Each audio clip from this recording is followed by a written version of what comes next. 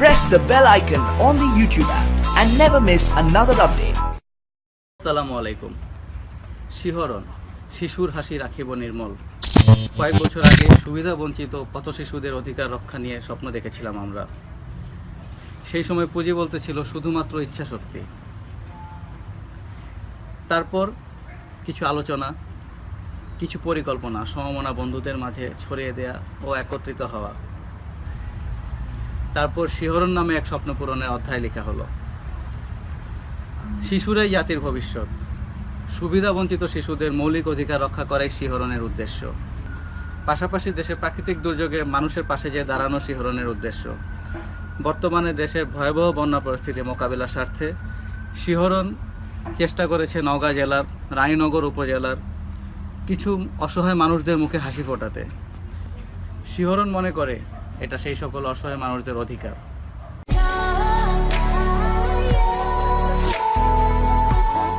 WhatsApp guys, welcome to YouTube channel smart tuber. আমরা smart tuber পক্ষ থেকে আপনাদের জানাচ্ছি স্বাগতম। আমি আছি রবিন এবং আপনাদেরকে আমি কথা দিয়েছিলাম যে আমাদের ফার্স্ট একটা ইন্টারভিউতে আমি কথা দিয়েছিলাম যে আমরা বিভিন্ন সামাজিক কর্মকাণ্ডের সাথে যুক্ত থাকব। তো সেই কথা দেওয়ার সেই ধারাবাহিকতাতেই আজকে আমি যে ফাউন্ডেশনের সাথে আজকে আমি ফার্স্ট বন্যার্থদের মাঝে, আপনারা জানেন আমাদের বন্যা পরিস্থিতি, দেশের বন্যা পরিস্থিতি খুবই খারাপ। তো সেই পরিস্থিতির সাথে আমি আপনারা ভালো করে জানেন যে একা কোনো কিছু করা সম্ভব নয়। দ্যাটস ওয়াই আমি একটা সংগঠনের সাথে আমি যোগদান দিয়েছি, সেটার নাম হচ্ছে শিহরণ, যাদের সাথে আমি আজকে যাচ্ছি নওগাঁ রানীনগর। তো সেই সংগঠনের ফাউন্ডার আমার সাথে আছেন, আমি আজকে তাকে কিছু কোশ্চেন করব। হ্যাঁ, সাইফুল ভাই। হ্যাঁ, সাইফুল ভাই কেমন আছেন? আলহামদুলিল্লাহ। আচ্ছা সাইফুল ভাই, আমি আপনাদের সংগঠন সম্পর্কে আমি কিছু কথা জানতে চাচ্ছি। আমার ভিউয়াররা জানতে চাবে যে আপনাদের যে সংগঠনের সেটা কর্মকাণ্ড, অ্যাক্টিভিটিস, এগুলো সম্পর্কে একটু যদি বলেন প্লিজ, ছোট করে। আলহামদুলিল্লাহ, সবাইকে ধন্যবাদ। শিহরণ মূলত শিশু সংগঠন। আমরা শিশুদেরকে নিয়ে কাজ করি, সুবিধাবঞ্চিত শিশু। মূলত আমরা প্রচার করতে চাই সবাই, মানে সুবিধাবঞ্চিত শিশু বলতে আসলে শিশুদের অধিকার প্রতিষ্ঠা করা। প্রত্যেকটা শিশুরই সুন্দরভাবে বাঁচার, মানে মুখে হাসি থাকার অধিকার আছে। তো আমরা সেই লক্ষ্যেই কাজ করি। কিন্তু এখন বর্তমানে যেহেতু দেশে একটা দুর্যোগ চলছে, বন্যা দুর্গত মানুষদের পাশে অন্যান্য সংগঠন বা স্বেচ্ছাসেবী যারা আছে তাদের পাশাপাশি শিহরণও আসলে দাঁড়াবে। সেই জন্য আমরা মানে নওগাঁ রানীনগরকে বেছে নিই। আর রানীনগর নওগাঁ জেলা বাছার কারণ হচ্ছে দিনাজপুর, কুড়িগ্রাম, গাইবান্ধা, রংপুর, ওইসব জেলাগুলা মোটামুটি সবার মুখে মুখে অনেকেই যাচ্ছে। বাট এর ভিতর থেকে আরও দুর্গত এলাকা আছে যেখানে এখন পর্যন্ত অনেকে যাচ্ছে না বা তারা পর্যাপ্ত ত্রাণ পাচ্ছে না। সেই লক্ষ্যে আমরা একটা মানে সার্ভে করি মূলত 2-3 দিন। তো সেখানে আমাদেরকে সহযোগিতা করে যুব রেড ক্রিসেন্ট নওগাঁ জেলার যারা আছে। তো তারপরে আমরা সিদ্ধান্ত নেই নওগাঁ জেলার রানীনগরে আমরা করব, কারণ নওগাঁ জেলার ভিতরে 2-3টা থানা মূলত বেশি যারা বন্যা কবলিত, তার ভিতরে রানীনগর একটা আর কি। জি, এই আর কি। আর আপনাদেরকেও ধন্যবাদ যে শিহরণের সাথে যুক্ত হয়েছেন। আর ইনশাল্লাহ সামনে আমরা অনেক দূর যাব, এই আর কি আশা করি। এবং আমি শিহরণের সাথে সবসময় এখন থেকে সবসময় থাকবো ইনশাল্লাহ। এবং আপনারাও আশা করি আমরা সবসময় শিহরণের পক্ষে থাকবো। আমরা আমাদের চ্যানেলে ওনাদের সকল কর্মকাণ্ডগুলো আমরা সবসময় তুলে ধরবো। সো ফার্স্ট কাজ হিসেবে আমি ওনাদের সাথে আছি এবং আমরা যাচ্ছি নওগাঁতে, রানীনগরে, এবং প্রত্যেকটা মুহূর্তে আপডেট আপনাদেরকে জানাবো আমি। জি ভাই, আমাদের প্রোগ্রামটা মূলত 3 ভাগে বিভক্ত। আমরা প্রথমে ত্রাণ বিতরণ করছি, সেকেন্ডলি আমরা মানে ঈদের পরবর্তীতে একটা মেডিকেল ক্যাম্প করার ইচ্ছা আমাদের আছে ইনশাল্লাহ। আর তৃতীয় ধাপে আমরা বন্যা পুনর্বাসন, যেটা মানুষদেরকে বিভিন্ন তারা যেন স্বাবলম্বী হতে পারে সেই লক্ষ্যে আমরা কাজ করব কিছু, মানে তাদের ডেভেলপমেন্টের জন্য মূলত, যাতে স্থায়ী একটা ব্যবস্থা হয় ইনশাল্লাহ। এটাই আর কি। অনেক ধন্যবাদ আপনাকে। আসলে আমাদের হাতে খুব বেশি সময় নেই, এখন আমরা নওগাঁর উদ্দেশ্যে রওনা দিব। সবাই আমাদের সাথে থাকবেন।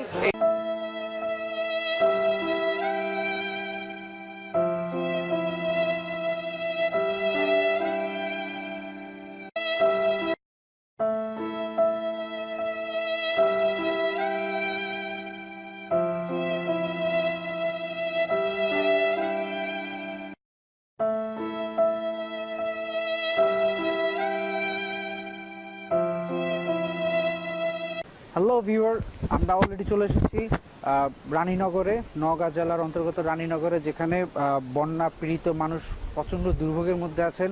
তো ফার্স্টেই আমি এই এলাকার কিছু বিশেষ ব্যক্তিবর্গের সাথে কথা বলবো যাদের সাথে পরিচিত এবং এই এলাকার বন্যা পরিস্থিতি সম্পর্কে আমি জানবো। আমি নিরঞ্জন কুমার সাহা নিরু, অ্যাডভোকেট, সহকারী সরকারি পাবলিক প্রসিকিউটর, নওগাঁ রানীনগর উপজেলার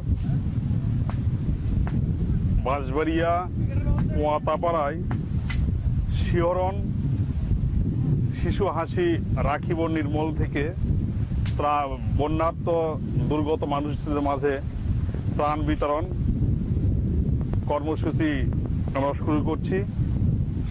এই অঞ্চলে হাজার হাজার একর জমি এবং ফসল নষ্ট হয়েছে। ইতিপূর্বে কোনো সংগঠন থেকে অত্র এলাকায় ত্রাণ বিতরণে কেউ অংশগ্রহণ করে নাই। এই প্রথম শিহরণ শিশুর হাসি রাখিব নির্মল থেকেই এই উদ্যোগেই আজকে ত্রাণ বিতরণ করা হচ্ছে এবং এই ত্রাণ পোয়াতাপাড়া, বাঁশবাড়িয়া এবং ঝিনার আকনার বন্যার্ত দুর্গত মানুষদের মাঝে ত্রাণ বিতরণ করা হইবে। আজকে আমার এই বরগাছি ইউনিয়নে এই প্রথম বানভাসী লোকজনের জন্য শিহরণের পক্ষ থেকে ত্রাণ সামগ্রী তারা নিয়ে এসছেন এবং তা দুস্থ মানুষের মাঝে বিতরণের লক্ষ্যে। এটা আমাদের প্রথম আমার বরগাছি ইউনিয়নে। চারিদিকে বানভাসী লোকজন অবস্থান করছে। হাজার হাজার লক্ষ লক্ষ একর জমি পানির নিচে, কোনো ফসল নাই। লোকজন অত্যন্ত বেকার অবস্থায় দিনাপাত করছে। যারা দিনমজুর যারা ছিল তারা মাঠে কোনো কাজ আর করতে পারছে না। সম্পূর্ণ যেহেতু এখন নিড়ানির কাজ চলতো, কিন্তু যেহেতু সম্পূর্ণ পানির নিচে, যেগুলো ধানের চারা ছিল সব পানির নিচে, যার জন্য এখানে আর কাজ করার মতন, বিশেষ করে দুস্থ মানুষ যারা গরিব কৃষক, তাদের কাজ করার মতন কোনো রকম আর সংস্থান নাই, উপায় নাই।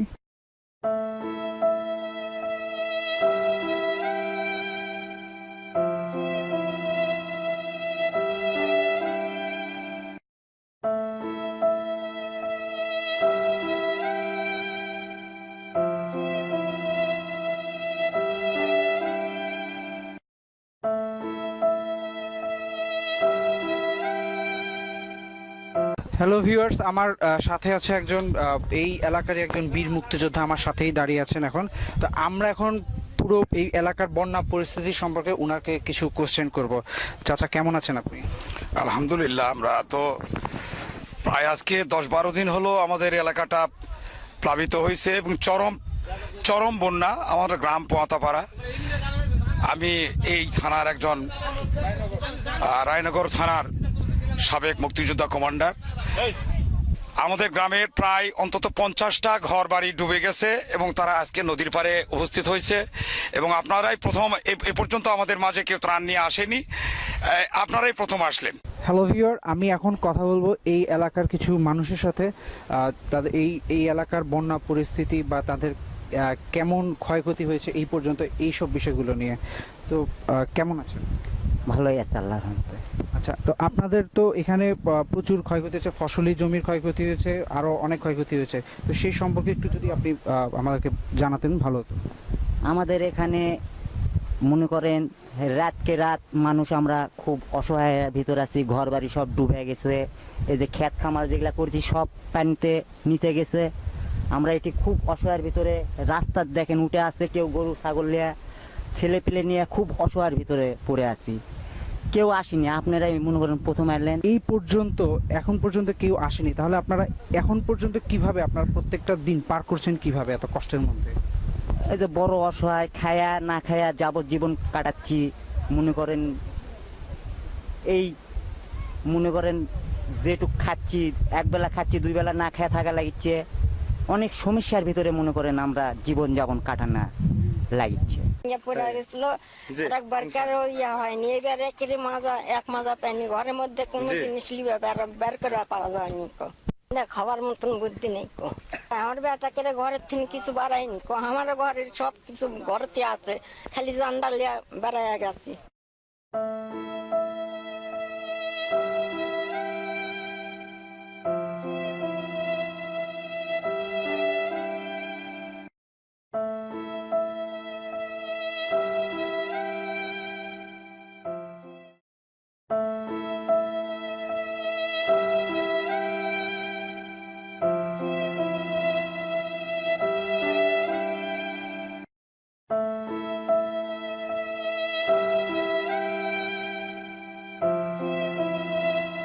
হ্যালো ভিউয়ার্স, আমরা এখন এসেছি একটি আশ্রয় কেন্দ্রে।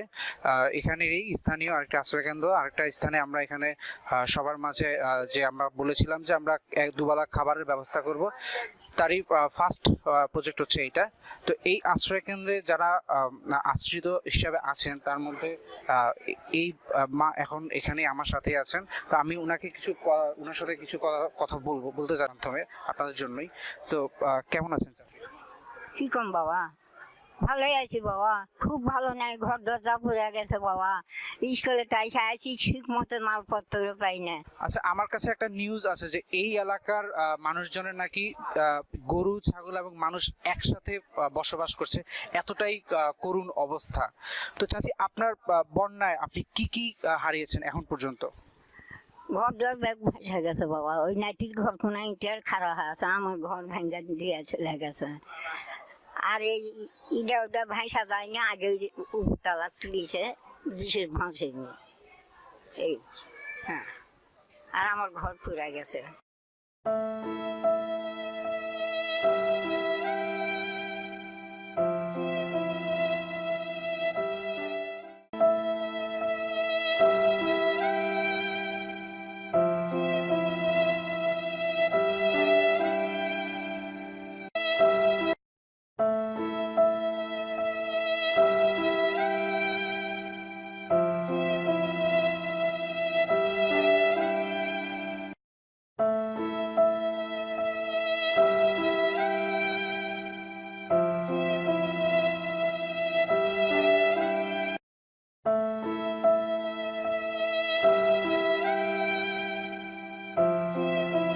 সো ভিউয়ার, আমাদের মেবি চেহারা দেখলে আপনারা বুঝতে পারছেন যে সারাদিন আমাদের কেমন পরিশ্রম গিয়েছে। বাট আসলে পরিশ্রমটা আসলে আমাদেরকে পরিশ্রম মনে হয়নি, যে আমরা খুবই আনন্দের সাথে কাজটা করেছি, সবাই খুব এনজয় করেছি এবং আমাদের কাজের সাথে যারা হেল্প করেছেন তাদেরকে অনেক থ্যাঙ্কস দিতে হয়। তার মধ্যে আছেন আমাদের রেড ক্রিসেন্ট যুব যারা সঙ্গে যারা আছেন তাদেরকে অনেক অনেক থ্যাঙ্কস। আর হ্যাঁ, একটা কথা না বললেই নয়, সেটা হচ্ছে আপনারা আসলে এখানে আমরা যারা আছি তাদের কারোর বাড়ি কিন্তু নওগাঁ না, বাট আমরা নওগাঁ এসেছি। যারা বন্যা পীড়িত মানুষ আছে, তারা খুবই কষ্টে আছে, তাদের কিছুটা কষ্ট যাতে আমরা লাঘব করতে পারি সেই চেষ্টাই আমরা করেছি। সো আসলে নওগাঁ আমার দেশ না, বাট বাংলাদেশ, আমরা সবাই বাংলাদেশের, বাংলাদেশটা আমাদের। সো এই যে চেহারাগুলো দেখতে পাচ্ছেন, এরা এক একটা বাংলাদেশের প্রতিচ্ছবি। তো এরা কেউই কিন্তু আজকে যে সবাই যে কষ্টটা করেছে, কারো থেকে আমার মনে হয় না যে কষ্টটা কষ্ট হিসেবে নিয়েছে। সো আমি শেষ করার আগে আমাদের যে এই প্রজেক্টের যে প্রজেক্ট কোঅর্ডিনেটর, তার কাছ থেকে কিছু কথা শুনবো। ফাহিম। আসসালামু আলাইকুম, সবাইকে আমার পক্ষ থেকে শুভেচ্ছা। আসলে আমি কাউকে ধন্যবাদ দিয়ে ছোট করতে চাচ্ছি না, আমি সকলের কাছে কৃতজ্ঞ। আসলে আমরা এখানে এসেছিলাম বন্যা পীড়িতদের সাহায্য করতে, তাদের ত্রাণ বিতরণ করতে, কিন্তু এখানে এসে আসলে আমরা উল্লসিত বলে কথাটা ভুল হবে, আমরা অনেকটা ব্যথিত, কারণ আমরা আসলে চাহিদার তুলনায় অনেক কম ত্রাণ নিয়ে আসতে পেরেছি। তারপরেও আপনারা যারা সহযোগিতা করেছেন তাদের কাছে আসলে আমরা চিরকৃতজ্ঞ। আপনাদের সহযোগিতায় আমাদেরকে অনুপ্রেরণা জুগিয়েছে। আর আমাদের সহযোদ্ধা ছিল আমাদের রেড ক্রিসেন্ট ভলান্টিয়ার ভাইরা আর আমাদের শিহরণ পরিবার, আমি তাদের কাছে বিশেষভাবে কৃতজ্ঞ। তারা এরকম মহতী একটা উদ্যোগ নিয়েছে এবং আমরা ইনশাল্লাহ, জানি না কতটুকু পেরেছি, অ্যাজ এ কোঅর্ডিনেটর আমি চেষ্টা করেছি আমার সাধ্যমতো এবং সাধ্যের বাইরে গিয়েও আমার কাজ করার জন্য। তারপরও আমি বলবো যে আমি মুগ্ধ, কারণ তারা সত্যিকারের অর্থে তারা একেবারে অনভিজ্ঞ। আমি একটা টিম নিয়ে এসেছি, আমি আর সাইফুল ভাই ছাড়া এখানে সবাই প্রথম, কিন্তু তারপরও তাদের যে উৎসাহ উদ্দীপনা ছিল এবং তাদের যে পরিশ্রম, তারা বৃথা যেতে দেয়নি, এটা হচ্ছে সবচেয়ে বড় জিনিস।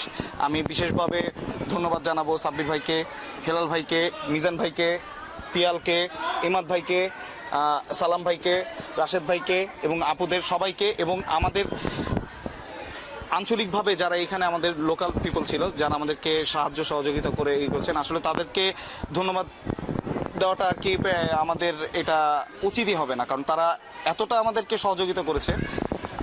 তাদের সহযোগিতা ছাড়া আমাদের আজকের এই যে আয়োজনটা ছিল এটা একেবারে বিফল যেত।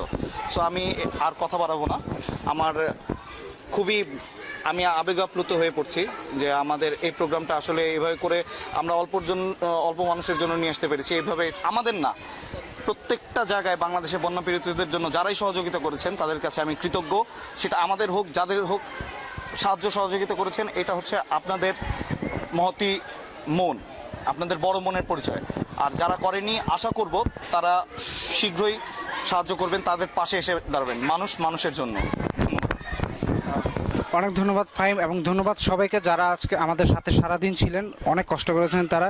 তো আমি আপনাদেরকে একটাই আমার রিকোয়েস্ট থাকবে, প্লিজ আপনারা যেখানেই থাকুক না কেন, বন্ধু বান্ধব বা আপনাদের যে পাড়া প্রতিবেশী যেখানে যে থাকুক না কেন, আপনারা একটা টিম করুন, আপনারা একটা সবাই মিলে একটা সংঘ তৈরি করুন, এবং যেখানেই আপনার ইচ্ছে, যেখানে আপনার মন চায় সেই এলাকাতে যেখানেই বন্যা পীড়িতরা আছেন, যেখানেই মানুষ কষ্টে আছেন, সেখানে যান, সেখানে তাদেরকে হেল্প করুন।